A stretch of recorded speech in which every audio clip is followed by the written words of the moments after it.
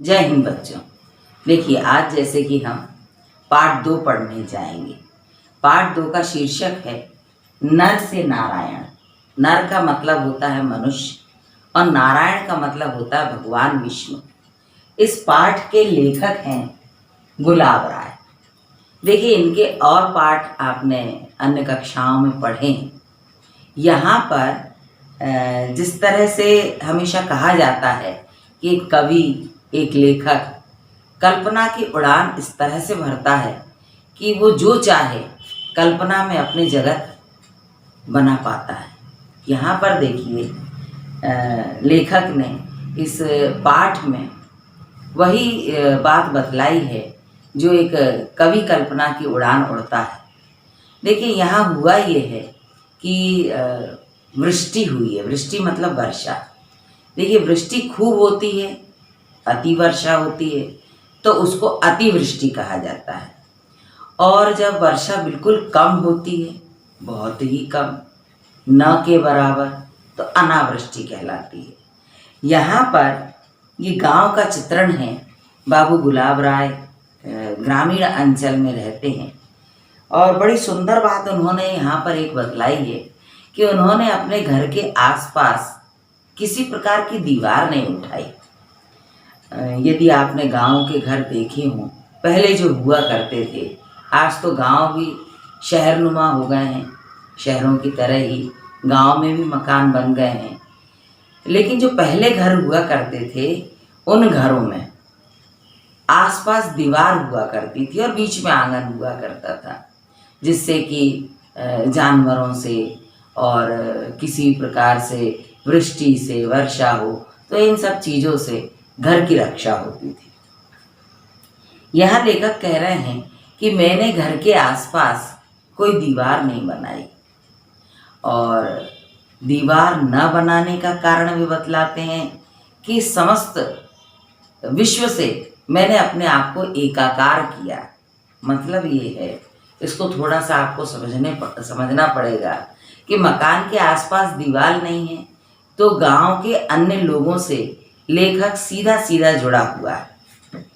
तो वो ये चाहते हैं कि मैं अकेला नहीं हूँ, मैं यहाँ पर अपने आप को एकाकी महसूस नहीं करता, मैं सबके साथ, वसुधैव कुटुंबकम की भावना जो है वो यहाँ पर दृष्टिगोचर होती है लेखक की, कि मैं सबके साथ हूँ, इसलिए मैंने दीवार नहीं बनाई। दूसरी बात यहाँ पर वे बतला रहे हैं कि इसका देखिए केंद्रीय भाव यदि हम देखें तो अतिवृष्टि का ही चित्रण है। लेखक के गांव में खूब वर्षा हुई, इतनी वर्षा हुई कि घुटनों घुटनों पानी भर गया घर के बाहर। स्थिति ये हो गई कि घर के अंदर भी पानी आना शुरू हो गया और जल भराव इस तरह से हुआ कि सारी वस्तुएं तैरने लग गईं। आप लोग तो अभी बालक हैं, आप लोगों ने संभवतः इस वृष्टि का दृश्य नहीं देखा, लेकिन सुना अवश्य है। कथाओं में, कहानियों में, लेखों में, संस्मरण में आप पढ़ते अवश्य हैं, तो उसमें आपको जानकारी होगी, या घर में माता पिता से भी आपने सुना होगा कि जब जब अतिवृष्टि होती है, बाढ़ वाली स्थिति बनती है, तब तक घरों में दयनीय स्थिति का निर्माण हो जाता है। यही लेखक क्या हुआ, सारी वस्तुएं तैरने लग गईं। अब आसपास कोई भी स्थान ऐसा बाकी न बचा जहाँ पर लेखक बैठ सकें, लेट सकें, निवास कर सकें, सुरक्षित रह सकें। एक पलंग था, चारपाई जिसको ग्रामीण भाषा में कहा जाता है। पूर्व में चारपाई हुआ करती थी, जिसको लोक भाषा में खटिया भी कहा जाता था। तो उस पर वे बैठे हैं और बैठे बैठे काफ़ी समय बाद वे लेट जाते हैं। लेट करके देखिए, कल्पना करते हैं। मनुष्य का मन चंद सेकंड भी नहीं कहेंगे, सेकंड का भी 100वां हिस्सा जो है, उस हिस्से से न जाने कहाँ से कहाँ पहुँच जाता है। मन की गति का कोई भी आज तक पार नहीं पा पाया। लेखक भी देखिए मन की गति से क्या सोच रहे हैं कि मैं इस चारपाई पर लेटा हूँ और आसपास जल ही जल है, जल पूरी तरह से घर में भर चुका है। तल घर तक घर जो है जल जा चुका है, वहाँ भी पूरा जल भराव हो गया है और उनके आसपास पूरे कमरे में पानी ही पानी है। और लेट कर के वे महसूस करते हैं कि जिस प्रकार से भगवान विष्णु, जिनको नारायण भी कहा जाता है, वे शेष शैया पर आरूढ़ होते हैं, लेटे होते हैं, समाधिस्थ होते हैं, ध्यानमग्न होते हैं, ठीक उसी प्रकार से आज मैं भी अपनी चारपाई पर लेटा हुआ अपने आप को नारायण महसूस कर रहा। इसलिए इस पाठ का नाम दिया गया नर से नारायण। लेखक नर हैं, लेकिन उन्होंने ये अनुभव किया, ये कल्पना करते हैं वो कि आज मैं नर से नारायण हो गया। थोड़ा सा यहाँ पर उन्होंने उस परिस्थिति में हास्य भी उत्पन्न किया है। हास्य इस प्रकार से है कि ऐसी दुखद स्थिति में भी अच्छी कल्पनाएं करना बहुत मुश्किल होता है। लेखक बहुत सुंदर कल्पना कर रहे हैं कि मैं आज नर से नारायण हो गया। देखिए, उस स्थिति में बिजली भी चली गई और बिजली के जाने पर दिया सलाई ढूंढी गई, जिसको आप माचिस कहते हैं, वो भी नहीं मिली। एक टूटी फूटी टॉर्च थी, उसका शोध कार्य शुरू हुआ, वो मिली, लेकिन वह जलने की स्थिति में नहीं थी।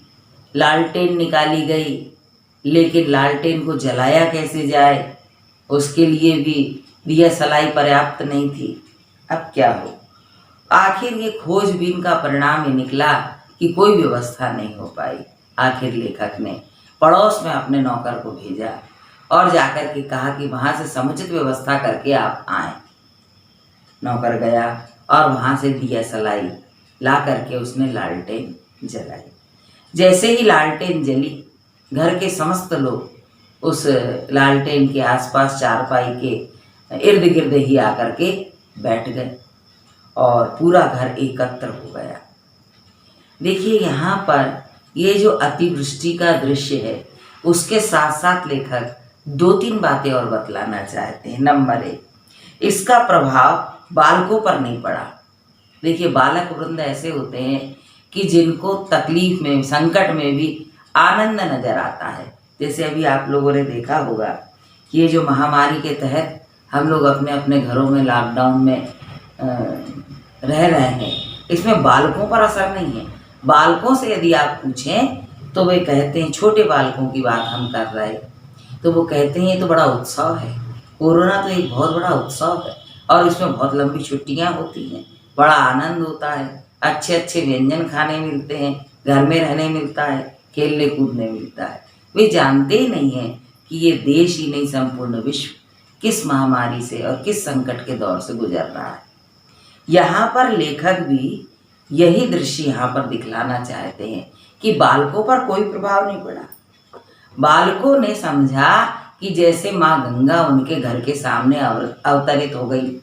गंगा का जल बड़ा सुंदर और निर्मल है और ये जान करके वे उस जल में क्रीड़ा करने लगे। क्रीड़ा का मतलब होता है खेलने।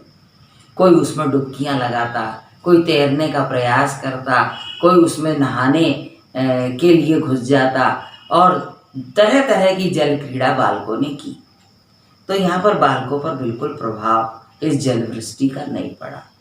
दूसरी बातें यहाँ पर बतलाते हैं कि जो स्वयं सेवक थे, उन्होंने इस वृष्टि में, बाढ़ में आगे आकर के खूब काम किया। लोगों को वस्त्र देना, भोजन देना, उनकी ज़रूरतों को पूरा करना। जैसे कि आप जानते हैं, हमारे विदिशा में भी कुछ समय पहले, कुछ वर्ष पहले, आप लोग तो शायद बहुत ही छोटे रहे होंगे या संभवतः अति बाल्यावस्था के कारण आप लोगों को घर में भी बतलाया जाता होगा कि इस तरह से वृष्टि हुई थी। हमारे यहाँ भी बेतवा का जल जो है काफ़ी बाढ़ की स्थिति में आ चुका था। तो जो निचली बस्तियाँ थीं, आसपास रहने वाले जो लोग थे, उनको संरक्षित किया गया था। उनको ला करके शालाओं में शरण दी गई थी। वहाँ उनके भोजन की, वस्त्र की सारी व्यवस्थाएं स्वयं सेवकों ने की थी। उसमें रेड क्रॉस सोसाइटी भी थी, उसमें जो है बालकों ने भी बढ़ चढ़ करके हिस्सा लिया था। भोजन बनाया गया था, भोजन के पैकेट्स जा कर के विद्यालयीन छात्रों ने बांटे थे। हमारी शाला से भी जो है इस तरह की व्यवस्थाएं की गई थी। तो कहने का तात्पर्य ये है कि लेखक यहाँ बतलाते हैं कि ये बड़ा दलबल सामने आया स्वयंसेवकों का। शासन ने व्यवस्था साथ साथ की गाँवों में भोजन और वस्त्रों की, लेकिन स्वयंसेवकों ने भी बढ़ चढ़ कर कार्य किया। नदी में नाव से जाकर के लोगों को बचाना, उनको ला कर के संरक्षित स्थान पर छोड़ना, उनके भोजन और वस्त्रों की व्यवस्था करना। तो ये दो भाग ऐसे थे, एक बालकों का जो आनंद मना रहा था और एक स्वयं सेवकों का कि जिनको कुछ करने का, अपने जीवन को सफल बनाने का अवसर आया था और उन्होंने बढ़ चढ़ करके इसमें भाग लिया था। लेखक यहाँ पर इस पाठ को पूर्ण करते हैं। इसका केंद्र बिंदु यही है, अतिवृष्टि।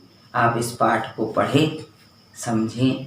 कहीं भी यदि आपको कुछ ऐसा महसूस होता है आप अवश्य पूछें, हम उसका निराकरण अवश्य करेंगे। धन्यवाद।